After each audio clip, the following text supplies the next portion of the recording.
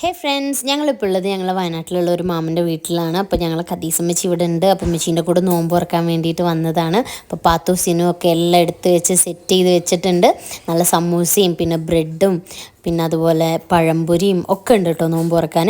അങ്ങനെ നോമ്പൊക്കെ തുറക്കാനായപ്പോഴേക്കും മുത്താറുമാമനും വന്നു. അങ്ങനെ ഞങ്ങൾ എല്ലാവരും കൂടെ നല്ല ഉഷാറായി നോമ്പൊക്കെ തുറന്നു. ജ്യൂസായിട്ട് മാംഗോ ജ്യൂസാണ് കേട്ടോ ഉണ്ടായിരുന്നത്. പിന്നെ കുറേ ഫ്രൂട്ട്സ് ഒക്കെ ഉണ്ടായിരുന്നു. നോമ്പൊക്കെ തുറന്നു കഴിഞ്ഞപ്പോഴേക്കും ഞങ്ങൾ പിന്നെ കുറച്ച് മുസമ്പി എടുത്തിട്ട് ഉപ്പൊക്കെ ഇട്ടിട്ട് കഴിച്ചു കേട്ടോ. നല്ല ടേസ്റ്റാണ് അങ്ങനെ കഴിക്കാൻ. പിന്നെ നല്ല ബീഫ് കറി, നെയ്ച്ചോറും പത്തിരിയും ഒക്കെ ഉണ്ടാക്കിയിട്ടുണ്ടായിരുന്നു. അപ്പോൾ അതൊക്കെ കഴിച്ചിട്ട് ഞങ്ങൾ അവിടെ നിന്ന് ഇറങ്ങി. മാളൂട്ടിയാണെങ്കിൽ അവിടുത്തെ പൂച്ചക്കുട്ടീനോടക്കം ബായ് പറയുന്നുണ്ടായിരുന്നു കേട്ടോ. അങ്ങനെ ഞങ്ങൾ അവിടുന്ന് തിരിച്ചു വരുന്ന സമയത്ത് ഒരു ഫാൻസി ഷോപ്പിൽ കയറിയിട്ടുണ്ടായിരുന്നു.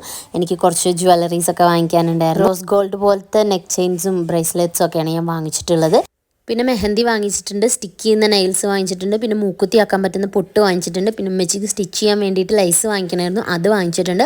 പിന്നെ ഈ ഒരു കമ്മൽ കണ്ടപ്പോൾ അതും എനിക്ക് ഇഷ്ടപ്പെട്ടു, അപ്പോൾ അതും വാങ്ങിച്ചിട്ടുണ്ട്. പിന്നെ അതിൻ്റെ അടുത്ത് തന്നെയുള്ള റെസ്റ്റോറൻറ്റിലാണ് ഞങ്ങൾ കസിൻ വർക്ക് ചെയ്യുന്നത്. അപ്പോൾ അവനെ പോയി ഒന്ന് സർപ്രൈസ് ചെയ്യാമെന്ന് വിചാരിച്ചു.